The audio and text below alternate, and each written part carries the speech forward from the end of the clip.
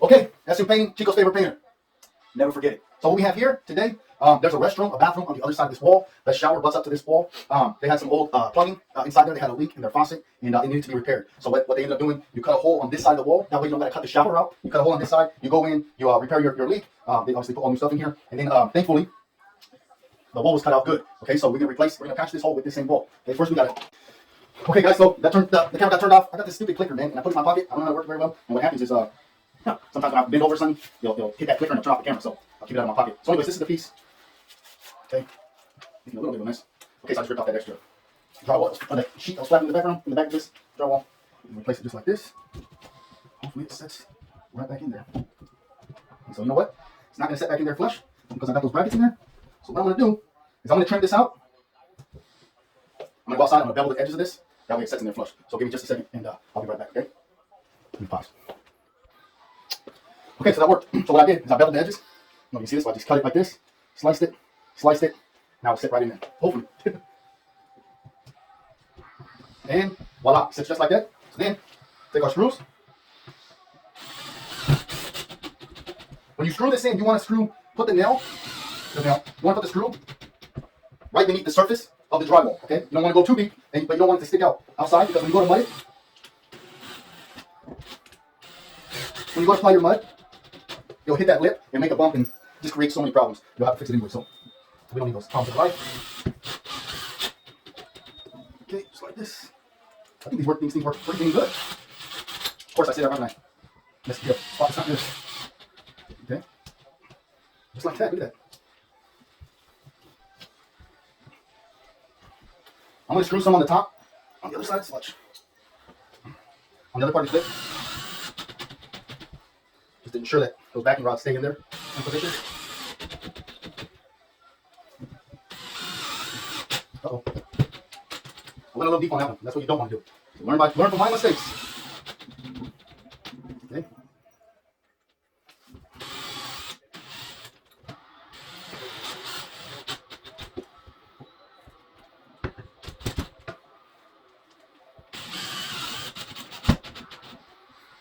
Okay, so then after you do that, I guess you can just move this, and the clip pops off. This is a genius idea. Okay, whoever invented this is great. I don't have to get up. Normally what I do is I get a big old, I think they come in 8 feet, 6 feet planks. The same ones you see me use on my doors. When I attach doors, when I spray doors and I stick them straight up, I get those 1x.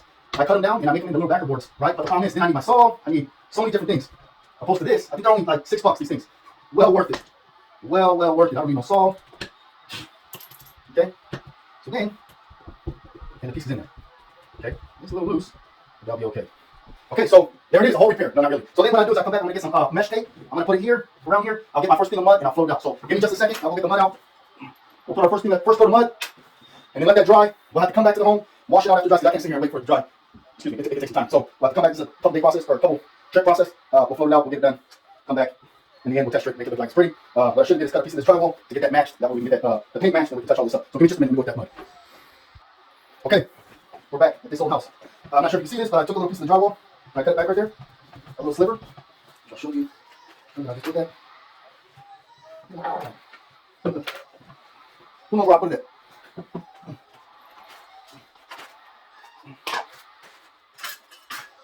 Anyways, sorry. I took a little sliver like this. I can take this down to the paint store. They can match the color, match the sheen, and then we'll have the paint to paint this. Okay. Okay. So now we have the mesh tape. Okay. We'll put it like this. Like that. Cut pieces. This is not going this plan. I'm gonna have a knife on me right here. Cut the knife, okay. Only you can go like that, fold it, and it cuts, but it only does that when you're not on camera. When you're on camera, nothing ever works. Just like this is supposed to be sticky. It'll stick to the wall, that's why we use the mesh, because of stickiness. But the only thing it's sticking to is my hand. Okay? My hand in itself. I think you guys better look at this in just a second.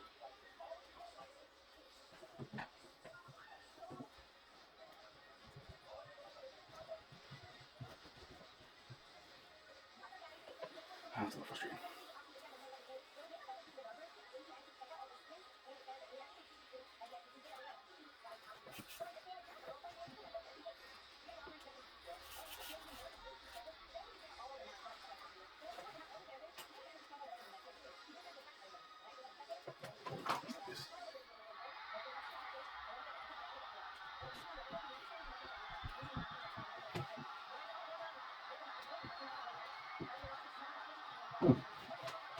This is really not wanting to cooperate. This tape, look at this, doesn't stick to nothing. So I don't recommend this.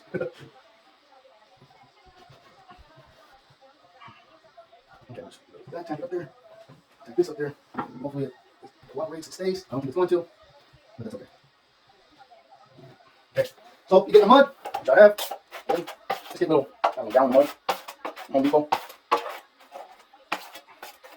Mix it up just a bit. This mud will help us. Okay.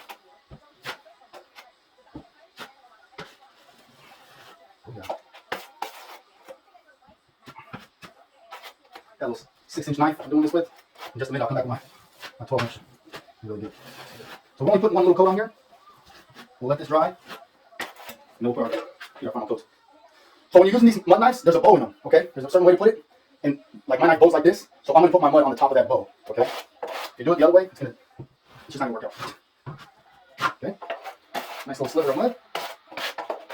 Like this. Okay?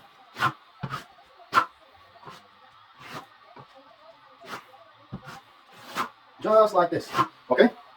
Looks horrible at first, scary, but we'll let that dry. Clean up all our stuff, we'll let that dry. We'll come back in a few hours when it's dry. We'll top coat it again. Sometimes it takes 2 to 3 coats. That's one. Another one, and possibly a nice touch-up. Just a small little touch-up. We can dry that with the heat gun. Then we can texture it, prime it, and paint it. That's some painting, Chico's favorite painter. Don't ever forget it. And that didn't work. Okay, guys, here we are. We're back at this old house. Anyhow, so here's the patch. We let it dry for 24 hours. It looks like it's wet, and it's because it is. It's not wet like that. It's wet because what I do, before I put another coat on, I like to come in with a sponge. I use a tile sponge. One side is a sponge, one side is a texture, like an SOS pad. And I like to wash the outside, the perimeter, kind of level it out. That way I'm not keep overdoing a bunch of heavy mud. So I like to sand it down, wet sand it more or less. Anyways, so here you go. I'll come back, put a little top coat on it. Okay. Put like this. This mud looks like it has a little bit of some chunks in it. Don't worry about that. Because once it dries, I can touch those little areas up and it'll be fine. Remember to use your knife. I don't know if you can see it, but the bow facing out. If not, the ends of the knife will be dragging in your mud, in your drywall, and that's going to create more problems. So anyway, there you have it. We don't got to get too heavy with the mud. I like to put it on kind of heavy and I pull off the excess. Okay? So there you have it, man. We'll let this dry again. We'll let this dry. Once it's dry, we'll come back. I'll wash it out again, touch up our little spots, and then it's ready for texture. That's some painting, Chico's favorite painter. Have a wonderful day and Merry Christmas. Okay, guys, we're loading up to go finish that patch in the wall. This is the stuff that we'll be needing. We'll need a master with paper and tape. We'll need our faithful drill with this thing right here, this little thing. What this is going to be is for mixing our mud. We'll need the rest of our, what is it, a little more than a gallon, all-purpose joint compound. We've already used half of it. So this is plenty enough to touch up a little bit. Then we'll put water in it. We'll mix it with this. Why we're going to do that is because we're going to make this pretty wet and loose. And then we'll, this is what we call a hopper. We'll pour it into this, and we'll spray the texture with this. Okay, so we'll need the hopper. We'll need our hose. We'll need our faithful generator. That's a air compressor. We'll need a drop. This is the sanding sponge that I'm talking about. We're going there. Actually, this is supposed to be all the way across here, but as you can see, I've been utilizing it a lot. This is a tile sponge. One side is sponge. This side has like an SOS pad. It makes it easier to wash out the patch without creating a bunch of dust in people's home. We got our 12-inch knife. We got our 6-inch knife, and we got our 4-inch knife, and our pan, just in case we need to touch up a little bit. So let's get at it. We'll pause here. We'll go over there, and we'll get set up, and I'll show you what's going on. All right, that's some painting. We'll pause right now. Okay, back at it. Here we are. We got our faithful sanding sponge. Can't even speak. So we'll go through. We're gonna go around the edges. We're gonna wet sand that. We'll smooth this stuff out as well. So get your sponge wet. Okay, don't be water in just a little bit. And check this out. Just like it. Okay. So what you're doing. So we have texture surface and then smooth surface. We want our smooth to dissolve into the texture. And the reason we're going to do that is because when we texture over this, we're going to also texture out here in the already texture to match it. If you have this hard line, which a lot of people forget to do, if you have this hard line, this patch will stand out. As long as you wash this perimeter out, the patch will blend in and disappear and nobody knows there. So that's a proper way to do one of these patches. Okay.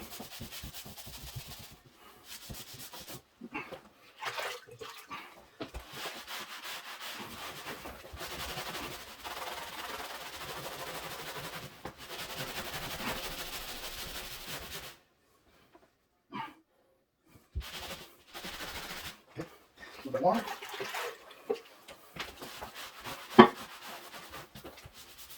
To the center.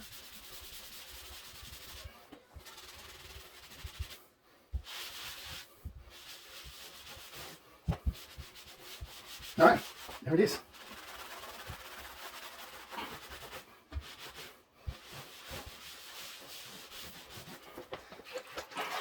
next, what I'll do, I'm gonna come in here, mask it all off, and we'll shoot it. We'll shoot some texture. So as you can see, there's a lot that goes into this. Okay. Okay. So next, I'll come in here. I'm gonna mask this wall off here. Mask it off down there. I'll mask this off. Mask this off. We'll cover this toilet. Put some drops on the floor. I'll come in here and I'll shoot this area. We'll probably remove this too. Just a little. We'll shoot this. Let it dry. Come back. Prime it. Put 2 coats of finish on it. It's done. But as you can see, there's a lot that goes into this. So when people give you the price and you go, oh my, it's a tedious job, man. There's a lot of going back and forth. So nonetheless, SM Painting, Chico's favorite painter. Pause here. I'll go get my stuff. Get this masked off, and we'll show you what's gonna happen. Okay, we got our hopper. Let's see. We got our hopper. Got our mud in here. See the consistency? It's kind of really loose. So I already have it all set up because I just used it. But we're gonna shoot this and see what we can come up with. We'll go from there. Okay. I got it masked off. Sorry. I'm gonna shoot the mask paper. Just like that.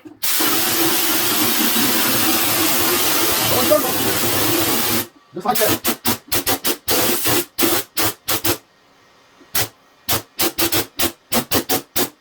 Up on the wall a little bit. There you have it. A texture job. Okay. We'll let that dry. Matter of fact, I'm gonna put a heater on that. See if I can get one. Put a heater on that. Let that dry. We'll prime it. We'll paint that, and we'll call it good. And I promise you, that's gonna come out beautiful. Okay. Over and out. Matter of fact, I just wanted to show you. I still got a bunch of mud left. You see that? Doesn't take much. So a gallon will get you a gallon of it. A joint compound will get you this whole job finished.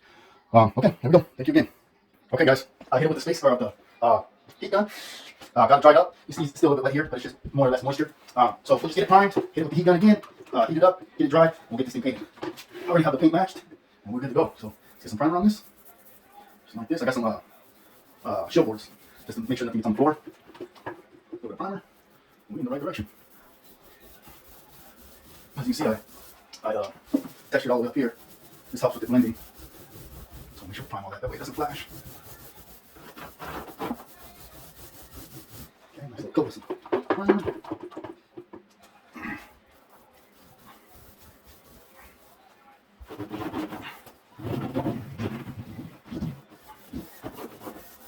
All you need to get for a little patch like this, just get a little quart made. You don't need a whole gallon. Just get a little quart, have it matched. And there you have it. If you get a gallon, you're looking at shoot anywhere from 50 all the way up to like $120 a gallon. You know what I mean? So you don't really need to do that. Just get a little quart. Even a quart goes still pricey, $25 or $30 just for a little quart. So nonetheless, you want to be paying. The little quart will get this job done.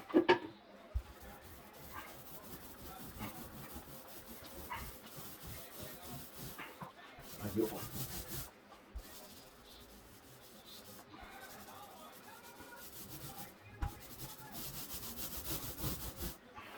There you have it. No, I guess, yeah. There you have it. That's some paint. So let's get the heat done. We'll heat this up and we'll put the paint on it. All good. Thank you very much. Chico's favorite painter. Perfect. Nice and dry. Let's get our paint on there.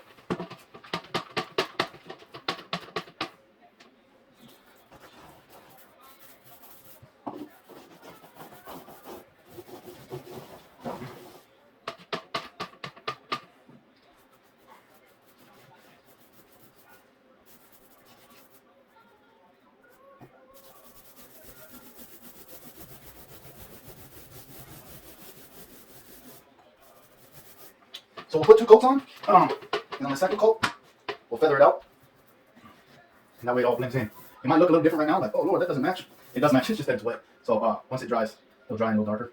Goes on pretty light when it's wet. Okay, but that's what it is, man. And that's how you do a patch. So if you stayed and watched the whole thing, thank you. If you didn't, that's okay too. And if you know someone that can do it better, call them. No, I'm just playing. All right, but that's how you do a patch. This is Chico's favorite painter. Have a wonderful day. Thank you for tuning in. Voila. That's some painting. Chico's favorite painter.